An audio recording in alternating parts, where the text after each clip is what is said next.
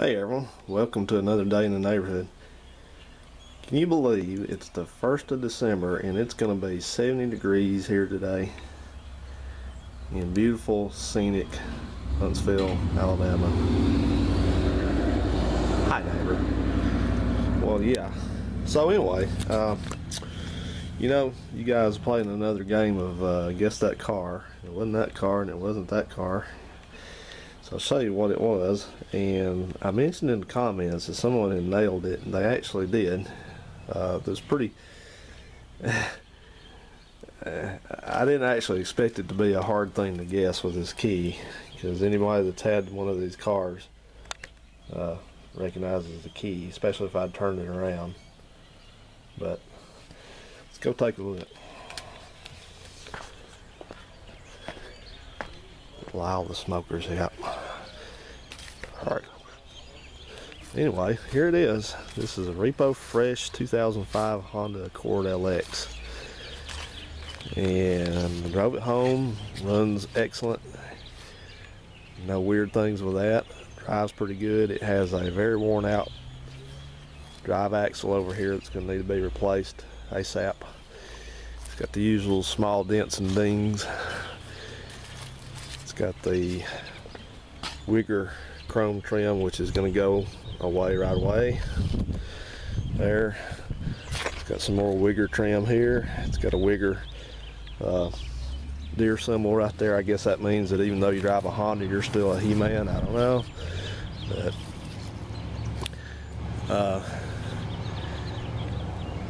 I don't know what's going on with this rear bumper here. Well, I know what's going on with it. The paint's peeling off of it, but I don't know if it had another bumper put on it, another bumper cover, because it looks like the paint has had spots where it's delaminated. See that? I can just peel that right off with my finger. And that black looks like it just looks like a aftermarket bumper that was not prepped at all. It doesn't even feel like they scuffed it. So, but this car has a clean Carfax, just 2 owners before me. So I don't see evidence of it being wrecked, but it could have. It was sold new in Hoover, which is down near Birmingham, in February of 2005. Tameron Honda. Had the stripes put on at that time by the dealer. The second owner bought it in June of 2011 from the Honda dealer in Tuscaloosa, where it was probably traded in. It's got a little dent here. It's got one right here, something hit it, I guess. It's going to be a tree branch or something hit it, which I don't worry about that stuff. Especially this car has actually 178,000 miles on it. But I got a good deal on it. It was not cheap. It was $5,000. I know some of you probably say, well, golly, $5,000 for a car. Well, so go on autotrader.com and see if you can find one of these 2003 on up Hondas under $5 grand. It ain't gonna happen, because I was already watching one that went for 49 and it was wrecked in the rear end, but it had less miles on it. This is the worst of the unscheduled body work. You can see, I'm sure it was the second owner. Took out the front bumper cover. He hit something. It's bent the little piece of metal under there up some. Spent the hood. He looks like he rear-ended somebody or something. Didn't blow the airbags or anything, but so it's gonna need some work on it, but it's nothing I'm gonna do right now. I'm just gonna clean it up and drive it. The guy that owned this car, the second owner, he ran a gourmet cupcake business, and I'm not going to name that because I don't, he lost his car. They repoed it, so I guess the cupcake business is not as profitable as it should be. But he actually lives out in the country quite a ways, pretty close to Uncle Phil. Let's take a look at the inside of it. Inside of it's not bad shape. It's just, it looks to me like the dude never cleaned it since he bought it. He had it a year and a half. He put 41,000 miles on it in a year and a half, and you can just tell he didn't. It's got some junk in it, got ick on the dashboard. You know, that old, see that up there? The camera focus. Got like hair and probably dead skin particles and stuff like that on it. Just, whoa. Golly. See, it's icky in there. But it doesn't stink, it smells good. It's got a couple of these goofy little air fresheners up here, which I'll probably keep those. They smell good. I'll probably put them under the seat where you can't be seen. It's got just the regular scuffs and stuff, and he had 2 kids. And hopefully I won't come across as being callous towards kids. I love kids. I hope to have some one day before I'm too old. But, you know, that's, kids can be kind of rough on a car, and parents tend to use that as an excuse for not cleaning the car up very often. Well, I got kids, you know, I got kids. Kids keep it so dirty, I just can't keep it clean, you know. Yada, yada, yada. But, it's got, I have to cover this so I don't have any kind of trademark gripe from, you know who, YouTube, but it has, I can't really see that, but it's supposed to have the oil changed at 172,906, and it's already up to 178, so it's got about 9,000 miles on a Quaker State oil change. So that'll be done immediately. But yeah, that's about it then. Back in. There you go. Check that out. When is that fat ever gonna die? So it just got, that's my junk there. Just got, we're gonna do a hardcore cleanup on this thing since it's so nice today.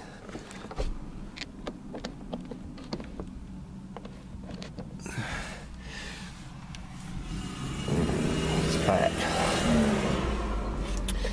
And you know, it's kind of funny, even with this being quite a new car, fairly new car, I still didn't escape some of the redneck repair, which I wouldn't call this a repair. I'd call this a workaround. I'd call this, first thing I'd call this is dangerous. Looks like a Cobra, doesn't it? Well, what this is a redneck switch for the blower motor, because evidently this car's got kind of a complicated, doing a little research on that, evidently something in the control system for the blowers went out, and it's got a couple of places that things are known to go wrong, and it's nothing real major, but I don't want to know what that is. I'm probably scraping somebody's dried booger off that. So I'll have to investigate that. But, and the radio is dead like all these are. So compared to the old Regal over there, it's got its own couple minor issues. But without, I'm not getting into a Buick bashing session, but you know, it just did not take me long at all driving this car home to immediately tell the difference in build quality in these two cars. Now I know this one's newer, and maybe GM's doing better now, but it's just, you know, I can close the door. That one over there go clang. You heard it close on that video. See, it just, everything's so tight. It's well built. It's nothing rattles, nothing buzzes, nothing creaks.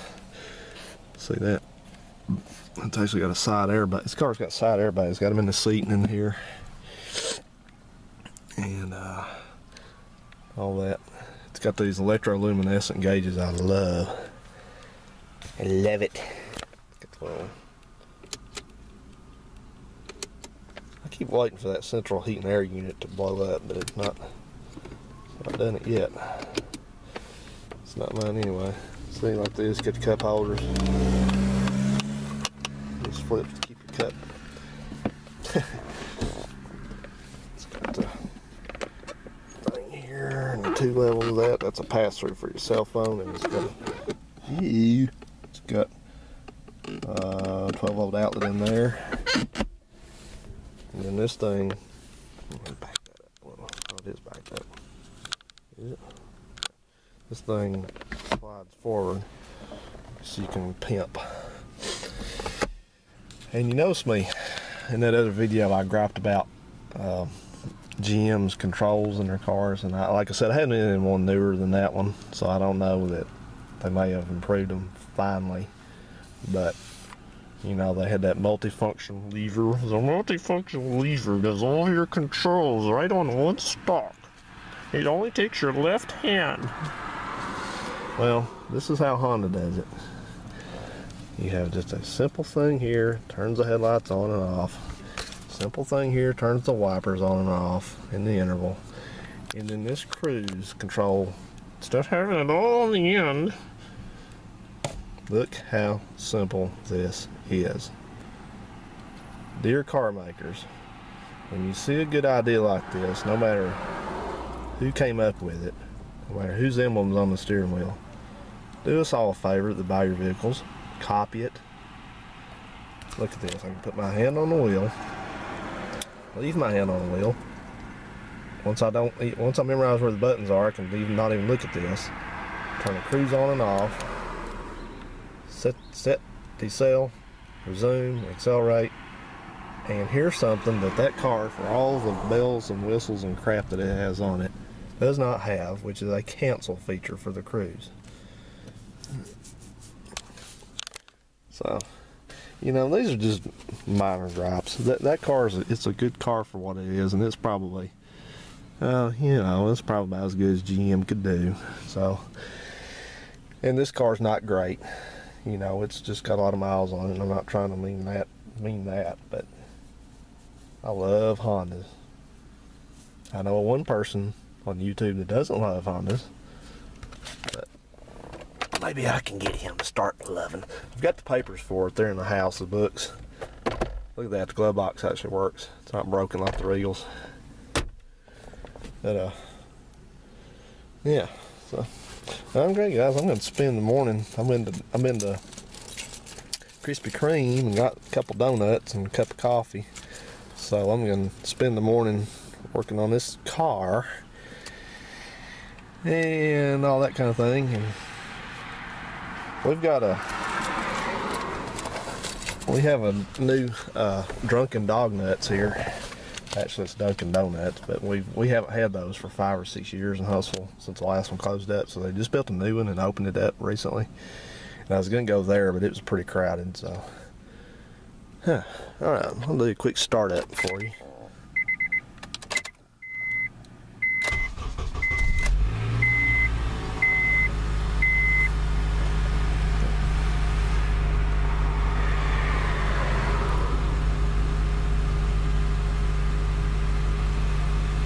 Not much to it on a Honda.